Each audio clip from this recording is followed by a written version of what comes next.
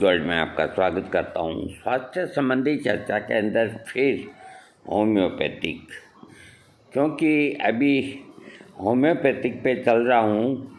अगर बीच में रिदम टूट जाएगा तो फिर दिक्कत आती है।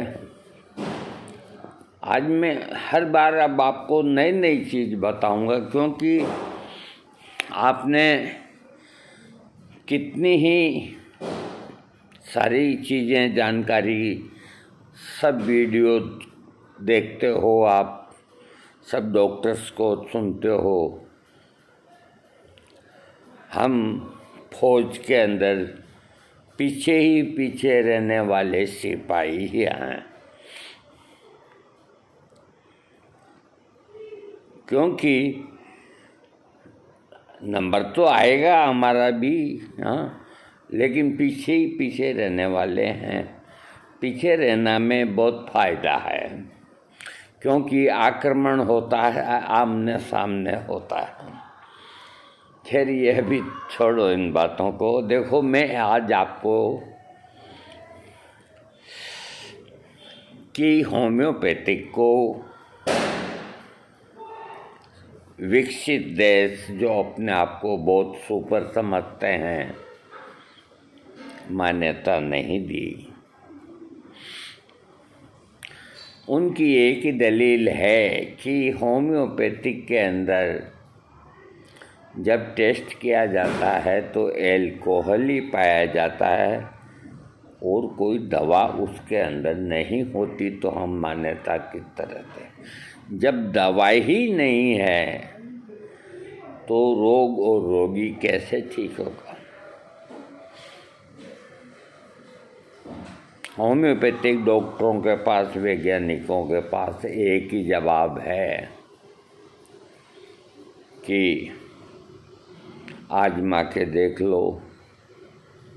अब वो भी कहाँ से सबूत दे, क्योंकि 6 पोटेंसी के बाद में कोई सी ऐसी दवा होती है, कोई सी हजारों में,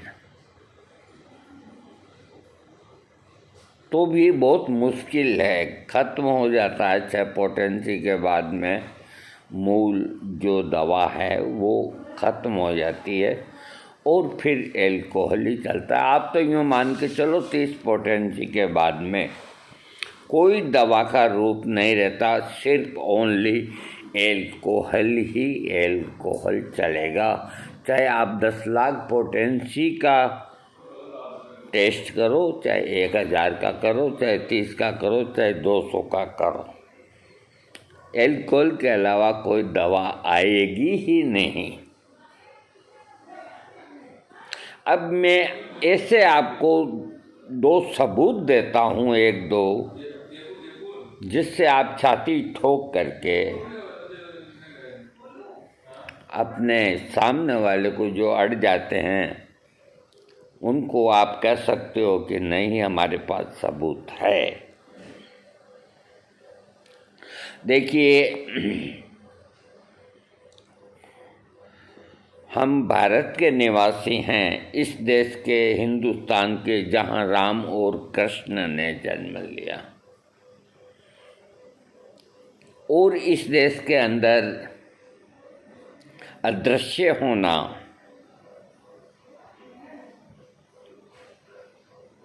भगवान परशुराम रोज अपना संध्या का कार्यक्रम करने कैलाश पर्वत जाया करते थे। उस वक्त कोई हवाई जहाज से वो नहीं जाते थे, कोई गैस सिलेंडर से नहीं जाते थे। वो कैसे जाते थे? एक तरह से वो जो आह्वान करते थे अपने इष्ट देव का, तो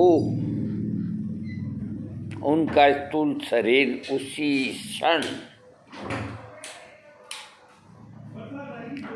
कितनी ही गति से, जिसकी रफ्तार कोई वैज्ञानिक नहीं नाप सकते, वहाँ पहुँच जाता था।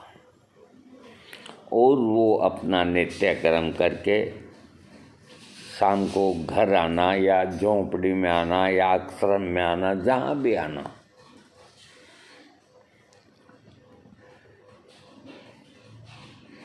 एक बात यहाँ की कहावत है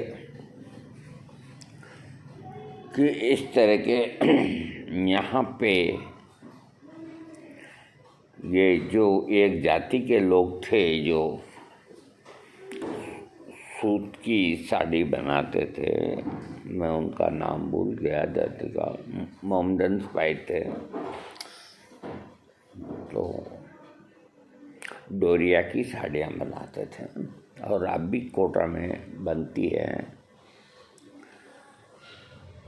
तो उनके बारे में आज भी हमारे बूंदी में पुराने आदमी ये बात कहते हैं कि वो शाम की सब्जी खरीदने दिल्ली जाते थे और वापस आ जाते थे। ये काम रोज का था।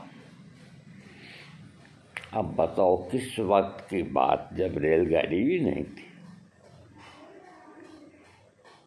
और यहाँ से दिल्ली रेल का रास्ता 12 घंटे का, कोई 300-400 किलोमीटर होगी। तो आप लोग क्या इन बातों पे यकीन कर सकते हैं क्या कि वो अदृश्य होकर के दिल्ली के बाजार से सब्जी खरीद के और 10 मिनट में आ जाते थे? ये सत्य है, क्योंकि होम्योपैथिक भी इसी तरह से है।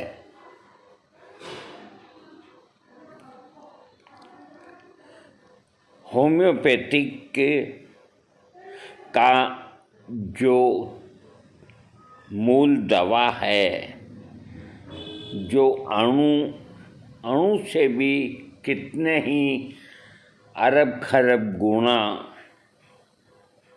सूक्ष्म रूप बना करके वो एल्कोहल के साथ रहती है, जो किसी भी यंत्र से दिखाई नहीं देती और उसकी काउंटिंग कोई नहीं कर सकता।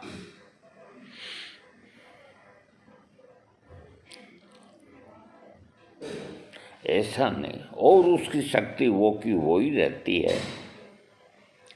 ये मैं इसलिए कहता हूँ कि मैं आपको उदाहरण देता हूँ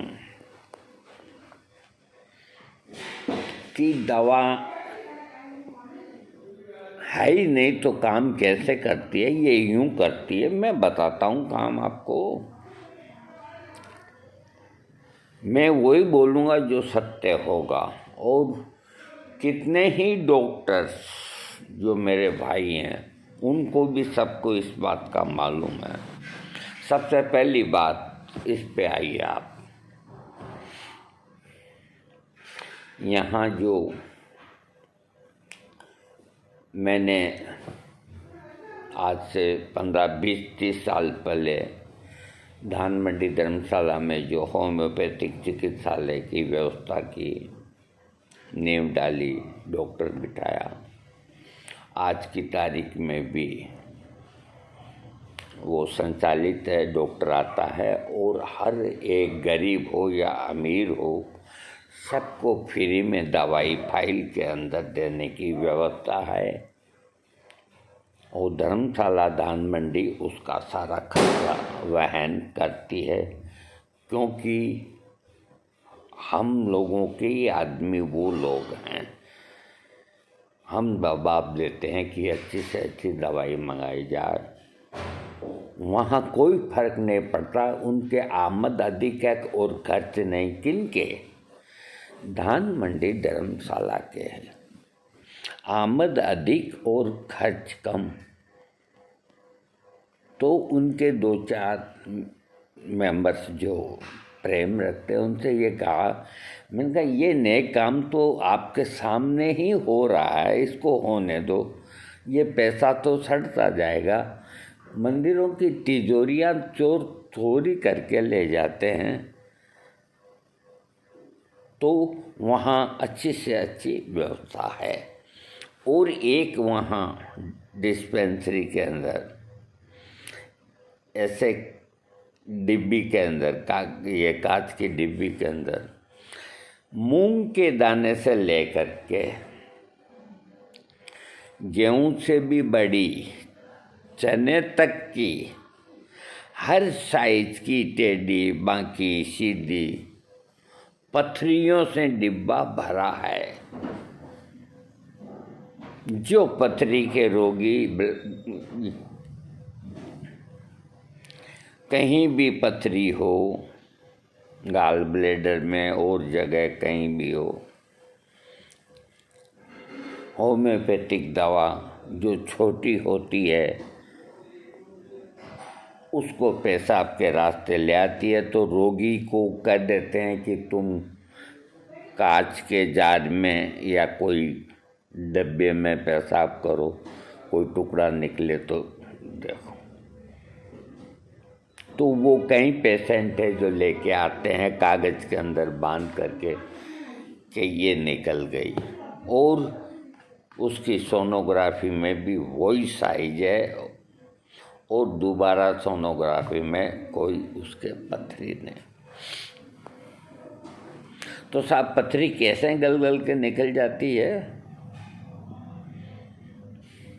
अगर एल्कोहल है तो चलो कोई पथरी के रोगी को लाओ और एल्कोहल वोडका लाओ, विस्की बढ़िया से बढ़िया लाओ, कीमती से कीमती लाओ, लाखों रुपए की लाओ, पिलाओ उसको 10-20 बोतल पिलाओ, निकल जाएगी क्या?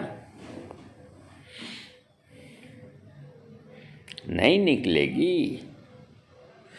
फिर इस एक बूंद से कैसे निकलती है? वो तो पूरी बोतल, कई डॉक्टर जिनको पथरी होती है उनको कहते हैं कि आप एक आध ये बियर की ये पी लिया करो, कोई गलत काम नहीं है। पेशाब खुल के आता है तो खुल के पेशाब आता है तो मोगर के दाने जितनी छोटी कोई पथरी होती है तो पेशाब के प्रेशर के साथ वो निकल आती है।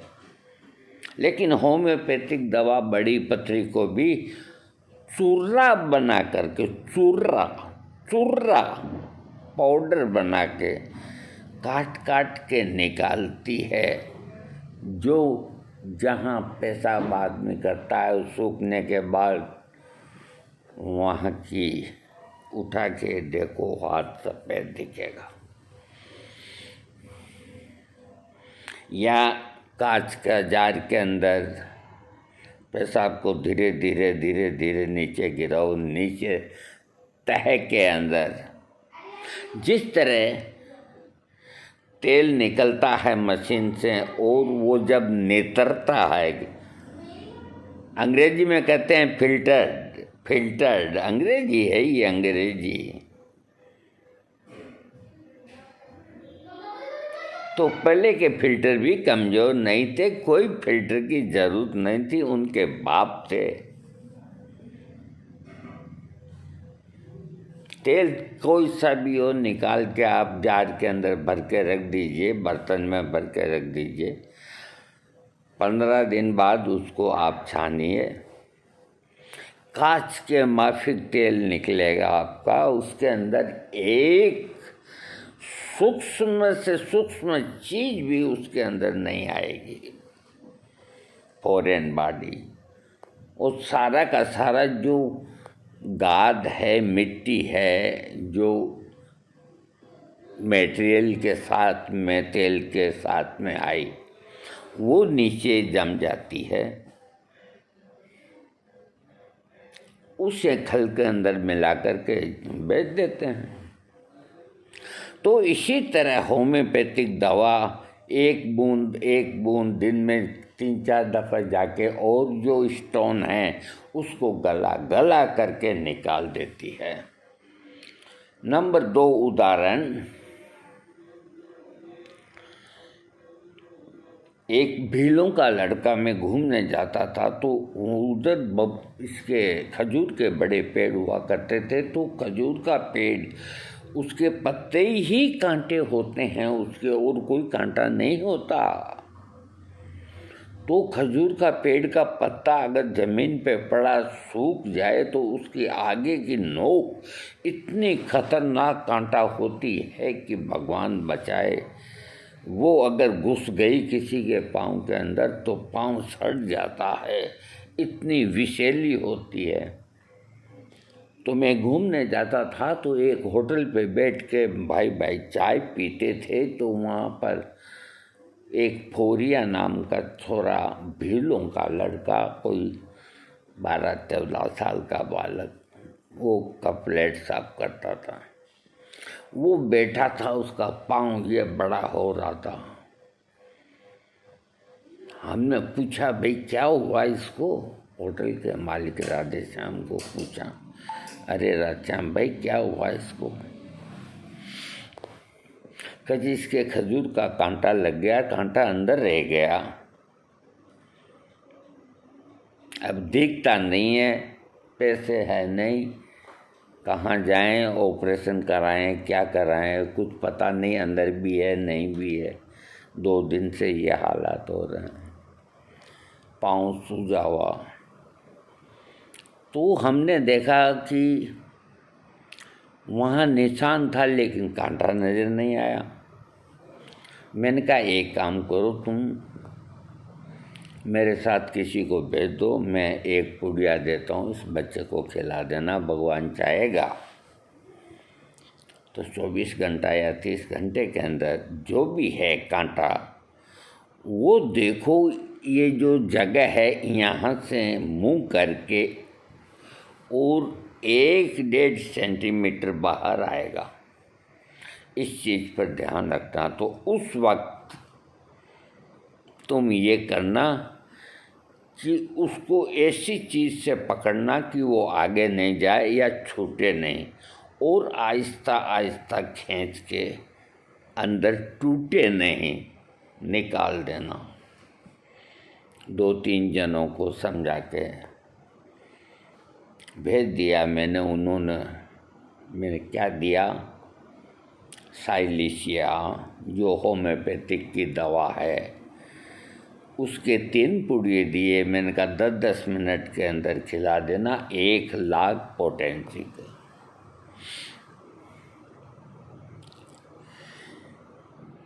मैं 2-3 दिन बाद वहाँ गया, लड़का काम कर रहा था, पट्टी बांध रखी थी, सोजन उतर गई थी। मैंने कहा क्या हुआ? तो होटल आया कि भाई साहब कांटा निकल गया आपकी दवाई से, बच्चा एकदम ठीक है। तो उसने जेब से पुड़िया निकाल के दिखाया, 1.5 इंच 2.25 इंच का ये आगे से तिका और पीछे से मोटा कांटा निकल गया।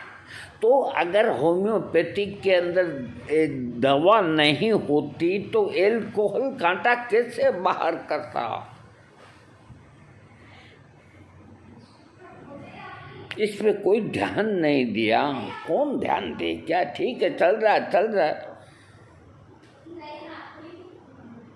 तो कोई भी फॉरेन बॉडी विजातीय पदार्थ शरीर के अंदर अगर लग गया तो होम्योपैथिक की दवा साइलिशिया उसको बाहर निकाल देगी।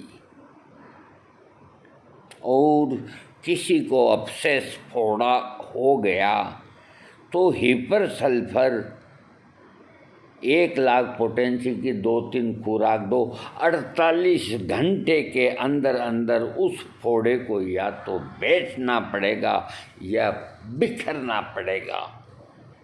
मेरे खुद के एक के बाद एक फोड़े हुए थे, एक की भी सर्जरी मैंने नहीं कराई। इसलिए कहता हूँ, मैं दूसरों की भी बात नहीं करता।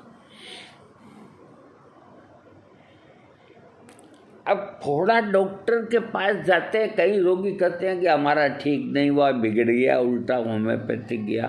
तो डॉक्टर उसकी ललाई देख के कोई तो बेलाडोना देता है, कोई मर्कसोल देता है, कोई साइलिशिया कम पोटेंसी में दे के उसको पकाने की कोशिश करता है। अरे ये सब में इतना समय हो जाता है कि रोगी हाथ से निकल जाता है और उसकी सर्जरी होती है। ये सब करने की तुम्हें देखने की ज़रूरत ही नहीं, रेडनेस है, वो है, ये डायरेक्ट साइलिशिया सीएम दीजिए आप। अगर कोई फॉरेन बॉडी अंदर है तो, या पस को सुखाना है तो, और अगर कोई फोड़ा है और है तो हीपर सल्फ दीजिए आप। तो ये कैसे फूट जाते हैं। और ताज्जुब की बात ये कि अगर डॉक्टर नस्तर लगाता है, नस्तर लगाने के बाद में उस घाव को अंदर रस्सी को सुखाने के लिए, पस को सुखाने के लिए अलग दवा और पेन किलर साथ में, ताकि दर्द महसूस नहीं हो।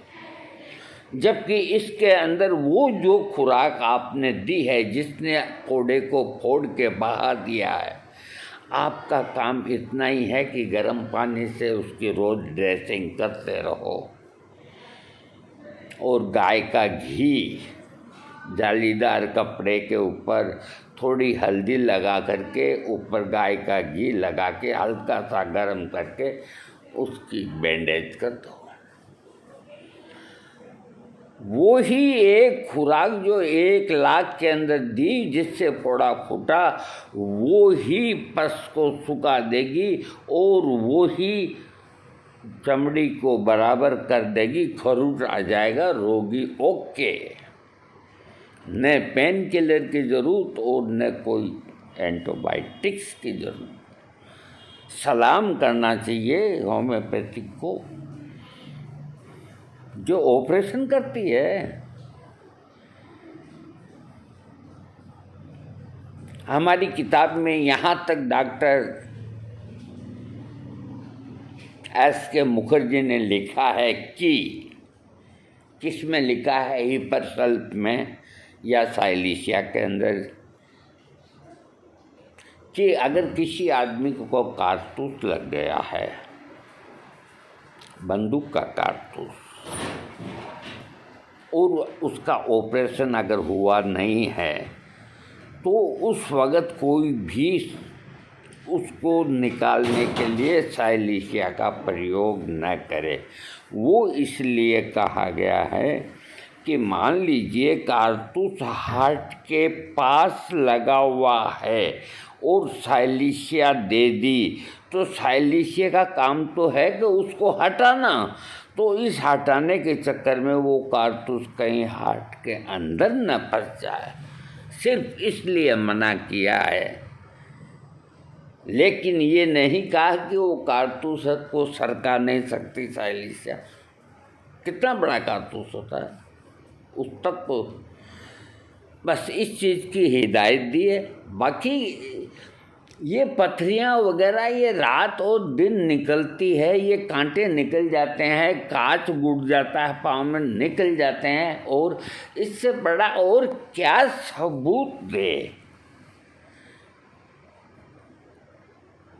दरअसल ये एक दुर्भाग्य की बात है कि इस तरह के चमत्कार होम्योपैथिक के अंदर होते आते हैं, जो कि 20 साल पहले की गिरी हुई चोट को ठीक करते हैं। एक से एक चमत्कार देखने को मिलते हैं, लेकिन कोई उनको तवज्जो नहीं मिलती।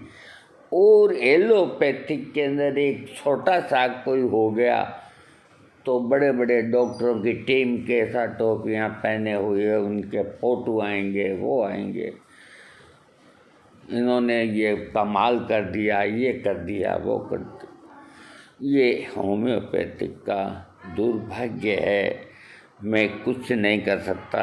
आज के वीडियो में मैंने ये समझाने की कोशिश की कि चाहे जांच में नहीं आती है तो उनको यूँ कहो, तुम्हारे यंत्रों को, जांच करने वाले यंत्रों को और ज़्यादा विकसित करो, तब तुम्हें दिखेगा।